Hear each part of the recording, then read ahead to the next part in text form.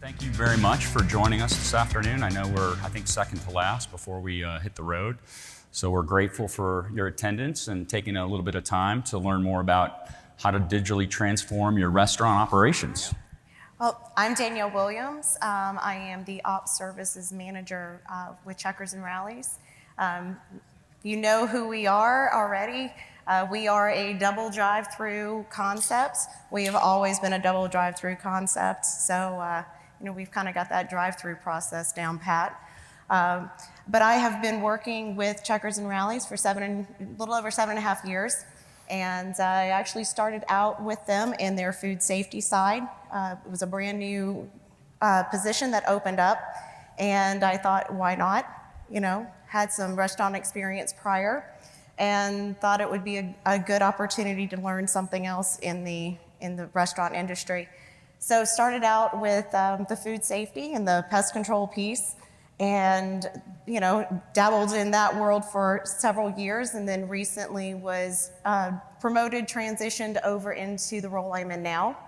And that role is currently creating, managing, and operating all of our in-house audits, checklist, all of our, we utilize it on our development side. So it takes up a lot of my time personally, but I think it's great because it's a constant development, and digital is where we're headed. And so my digital expansion library is ever growing. So I'm excited to be here to answer anyone's questions and share, what's worked out for us and what hasn't worked out for us. And just excited to be here. Awesome. Thank you, Danielle. Absolutely. Danielle's a customer of ours too, by the way. So thank you for your partnership and being here.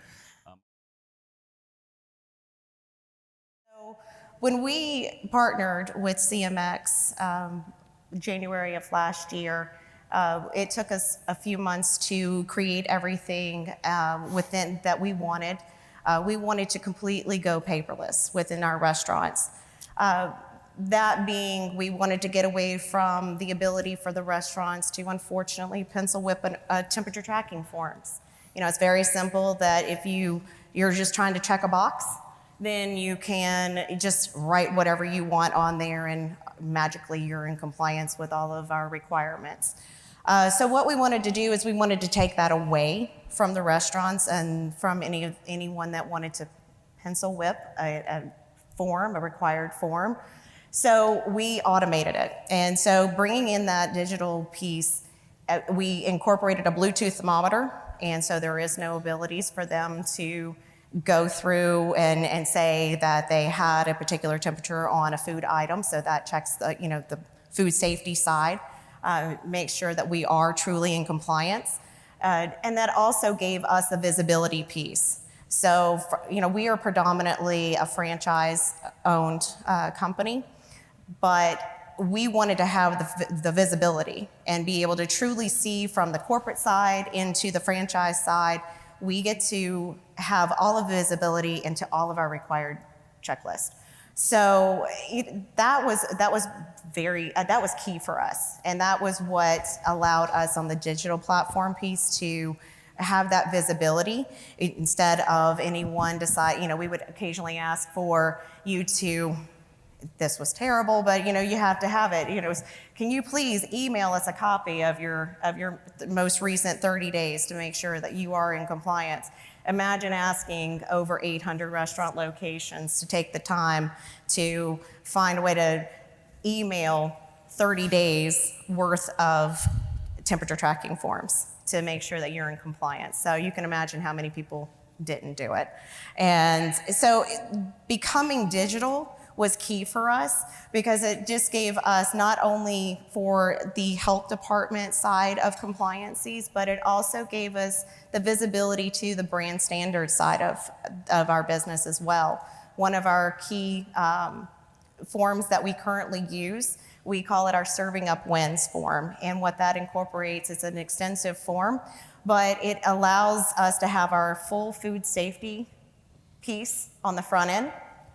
And on the back end of that form, it incorporates all of our brand standards. So it gives us the ability to see if the restaurants are, as Keith was saying, maintain the integrity of the building? Are the parking lots, up to par? Or, do you have the drive-through? Is it safe for the cars to physically pass through the drive-through lanes? Do we need to paint our buildings? Do we need to do anything to the exterior for a beautification piece? But it also allows us to see, our outside patio, because very few of our locations actually have dining rooms. And so it allows us to see our patio areas, and are they weathered? Do we need to replace any of our patio furniture out there? So it's really opened up the true visibility in our restaurants, and being as across the nation as we are, allows us to not have to travel from one location to another. We can physically look at the pictures, because inside the platform, it does have the ability to take pictures and allow us to have that visibility. So I think that's one of the main reasons why we went digital, was just so that we would have that simplicity. Awesome. Danielle on kind of what they do at an 800 unit brand, which we're all jealous about. Well, and as I'm sitting here and I'm listening to you guys,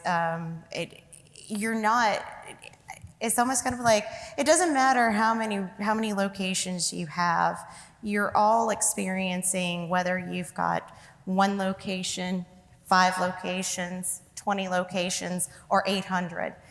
You all experience the same challenges. And our end goal is the same: to provide the tools to our employees, to educate them.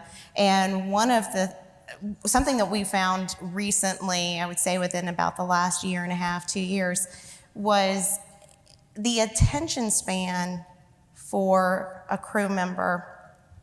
They're not going to Matt's point, they're not going to sit there and they're not going to read the ops manual. So what we started developing are clips, and it was no more than about a 45-second clip of how to go through a procedure. And then you kind of do a question and answer piece on it, but it's not, you don't have to answer 5 questions. It was answer these 3 questions, find out if you really learned something from the little clip that you just watched, and then you move on. If you answer correctly, you get to move on to the next stage. And it may even sound a little silly, but there's celebratory events in between each one. Congratulations, you've now excelled in this level. And you find that the crew members actually appreciate the applause and the acknowledgement that they did do it right. Because whenever you do see, one of your crew members and they are in training, I've been in the restaurants personally and watched them, and they get so incredibly frustrated whenever they can't move past a particular module. And then you have to sit there and you have to say, okay, it's okay. You're going to be fine. Don't worry about this. Let's just go back. And so it all goes back to training, but it also shows you that they care. And they do want to move on, and they do want to learn the process, and they want to learn the next step. So that was one of the items that we really we improved on, and we're ever evolving in our LMS, because to your point, when you have over 800 locations, it's not like you can fly everybody in to one location. You have to come up with a system that is universal, that you can use not only on the corporate side, but we use on the franchise side. Everything is standard.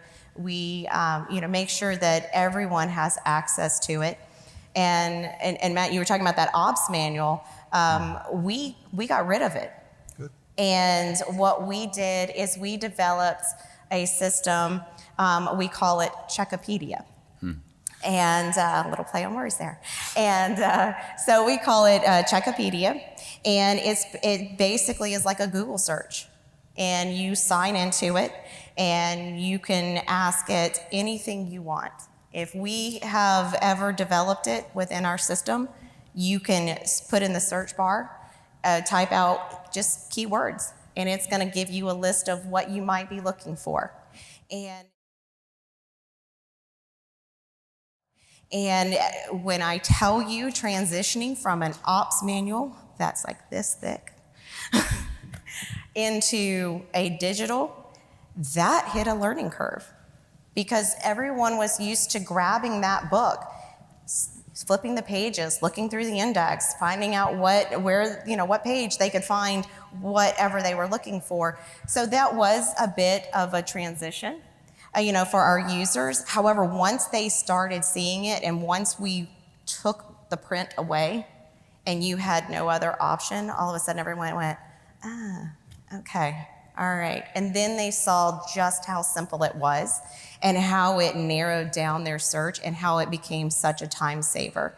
So the digital piece and the LMS piece and just the learning tools, going digital was such a time saver in our locations because you were no longer looking at, finding this binder, finding this book, finding whatever you were looking for, putting it on, finding space on your desk, flipping through pages. And, we're not a very large square footage concept. Majority of our locations are 940 square feet. And whenever you look at 940 square feet, majority of it's a kitchen. And you don't have a lot of desk space. You don't have a lot of, learning space.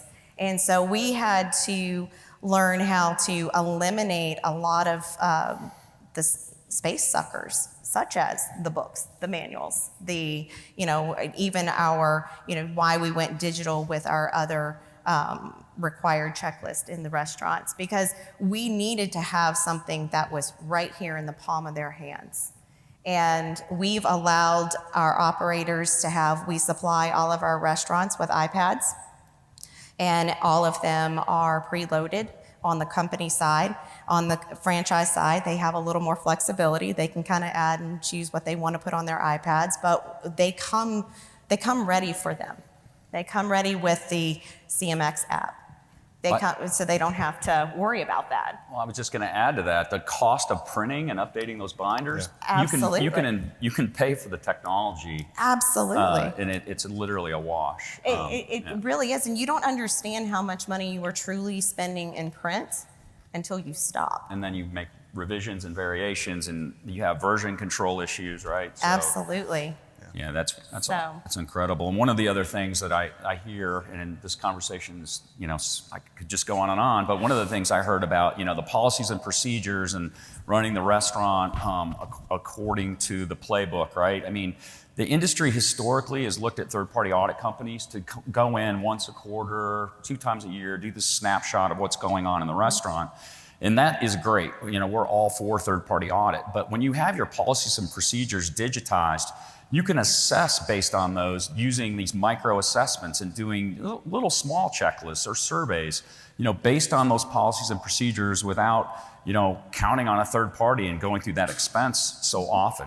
So there's a great value in third party audit, but if you micro assess based on the policies and procedures repeatedly, again, you're building a culture, you're continuously training, but you're just going to have better results because your teams are always audit ready. They're ready for public health to come in if you're doing risk-based auditing.